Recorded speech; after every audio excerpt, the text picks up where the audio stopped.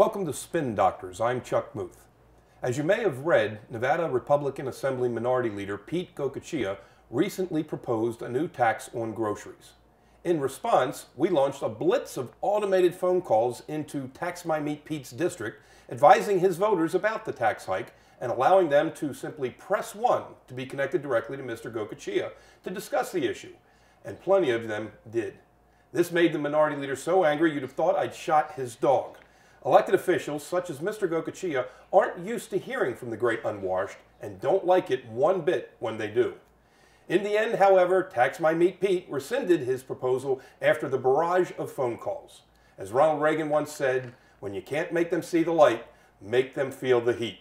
And if Mr. Goicoechea can't handle a little heat from his constituents, maybe he ought to get out of the kitchen. And that's Muth's Truths. Our guest this week, on the far left, in an unusual position, my far left, George Harris, former chairman of the Clark County Republican Party and proprietor of Mundo's, a culinary hotspot.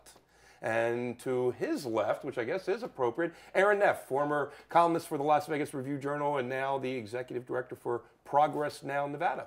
Welcome. Thank you for having us. Thank you, Chuck.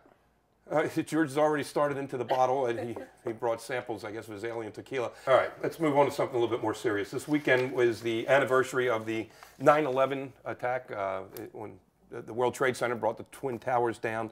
Two issues. One, there was some goofy Christian preacher somewhere down south who wants to burn a Koran to make a statement on 9/11. And then there's the Ground Zero Mosque. Now, what I find interesting here is that I understand why people would object to it and be upset by that, Muslims, but there's death threats. I mean, the threats that are coming out is that, well, if you burn a Koran, we're going to shoot any American we see walking down the street, anywhere in the world, anytime.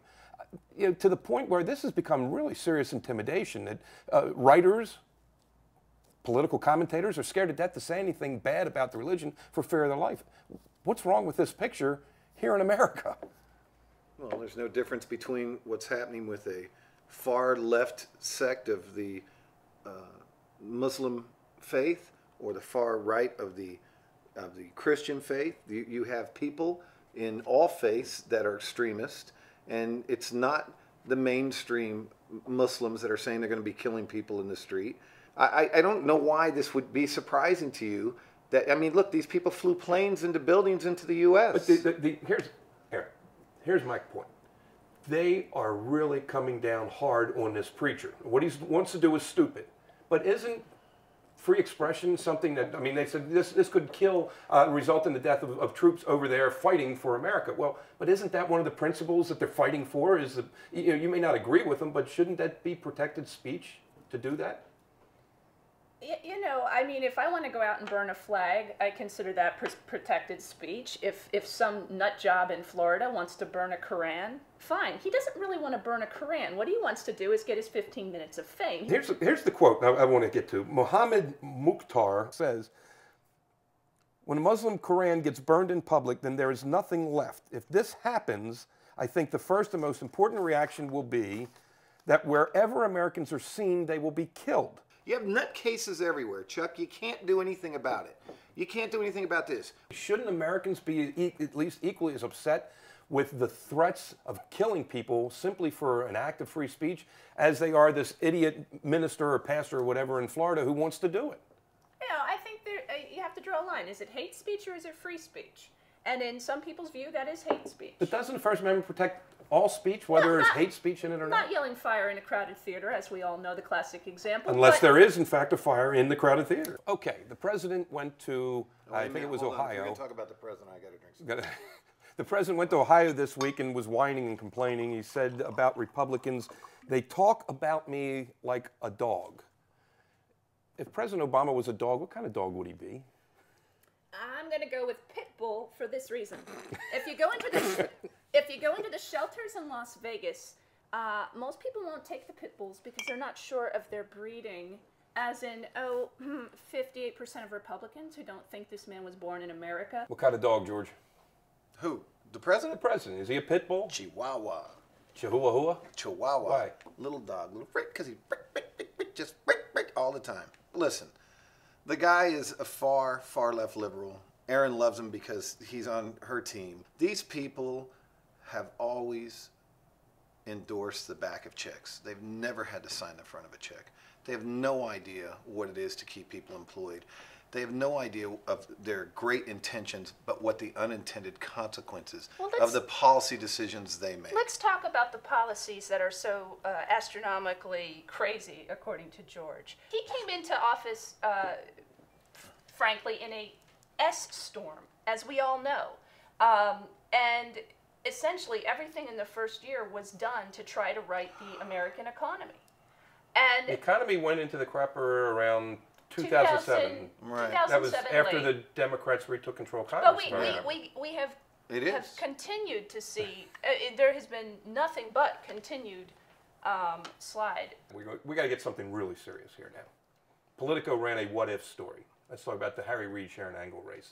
The question in Politico was, what if Dean Heller had been the Republican nominee instead of Sharon Angle? Where do you think we would be right now in this race? Same place as if you were the nominee. Whoever runs against Harry is going to beat Harry. Be done. I think the Democrats would have cut Harry Reid loose by now if Dean Heller had run against him. I think. You mean they would have challenged him in the primary? I think they just would have let him go. And who do you think the party would have replaced him with if he had stepped down? Shelley Berkeley? Maybe Rory. Look, that barge is just sinking their entire party. He's killing the Democrats. Look, we're in a horrible economy. Nevada is, I believe, the worst state in the nation economically, and people are mad. People are pissed at the incumbents. People are pissed at any politician. Both incumbents. You're right about that. And this is not a good year to run, period, no matter who you are. What if the nominee had been either Sue Loudon or Danny Tarkanian? Where do you think it would be? I wanted Sue Loudon to be the nominee. I'll come right out and say that. I think at the end of the day, Harry Reid could have beaten Sue Loudon. Well, you know what? It doesn't matter. The people, regular people, Democrat, Republicans, and Independents are pissed off. We need to flush. We need to put some chlorine in that gene pool in Washington. Okay, this week Barack Obama gave a speech in which he said flat out that it is not the government's job to create jobs, which completely contradicts what Harry Reid has said. Harry Reid has taken credit for creating jobs. Obviously, the jobs were there because of the private sector. Thank you. Obviously, that project was in grave danger. We're talking about a senator who did his job when he was asked by the biggest employer in the state to make a few calls. Sharon Angle has said she wouldn't have made those calls. And that's, I think, a huge difference in this race. You have someone with the clout in Washington to be able to get the presidents of the banks on the phone and to get negotiations talking. And yeah, I think it's important. But there's no evidence or proof that took place, by the way. You're listening to what Harry Reid and what the MGM says. All right. Forgive me for listening look, to the largest employer, the largest taxpayer in the state, when they say Senator Reid saved Senator Reid didn't save 22,000 jobs. Project, you know who saved the 22,000 jobs? I did, but I don't want to go into that. All right, let's take us down to a local issue. I think this one is actually pretty funny. Heidi Fleiss, Queen of Hollywood Madams, lives in Pahrump now. I guess she lives on a dirt road way out in the rurals, not too many people around. Sees a car sitting out on the road up front of her house and calls the cops. Turns out that it's the district attorney, Bob Beckett, who had prosecuted her for substance abuse or driving while under the influence 2 years ago.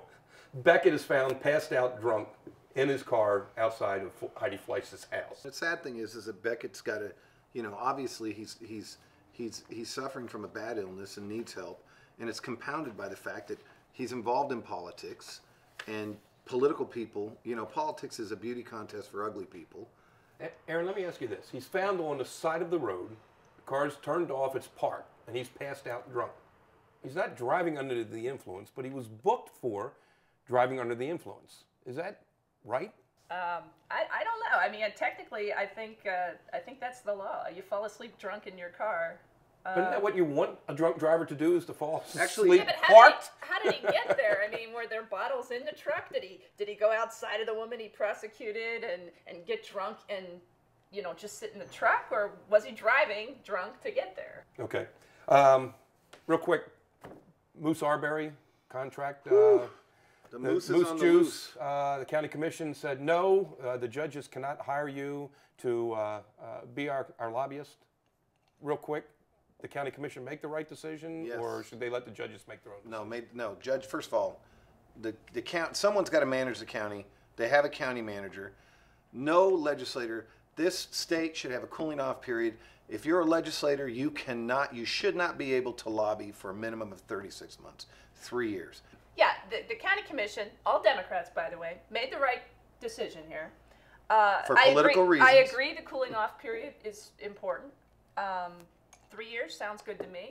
A side note to that, though, former State Senator Neal, African American, brought out the race card. He played the race card. He said that the reason that we weren't approving this contract for Morris Arbery was because he was black.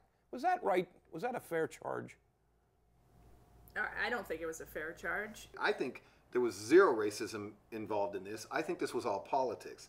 I think that Rory's running for governor, and it looks bad if he gives a fellow friend and Democrat legislator a cush job. I think Chris Giuliani looks bad, and I think for all of them it looks bad. And I think that's why they made the sound decision. How many more years do we have to go before a decision that does not benefit African Americans can be made without somebody claiming that it was racially But who cares? motivated? Don't waste your energy. Let's find solutions to these problems. And every time you have a guy like that going, oh, this was racist, just look and say, okay, it was racist. But you didn't get hired for the job because, honestly, we can't be giving our Democrat colleagues $100,000 cush jobs. That's why it was done. Okay. John Ensign made a speech up in Fallon, I think it was, up in northern Nevada, in which he said, quote, if you don't hold us accountable, we'll do some real bad things in Washington, D.C. Well, I know what that meant. What is that all about? I mean, how do you say something that stupid and If just... you don't hold us accountable, we'll sleep with our best friend's wife and our wife's best friend. And have mommy and daddy write. And have mommy and daddy write checks to cover my, indiscretions. and be allowed to stay in office? I mean,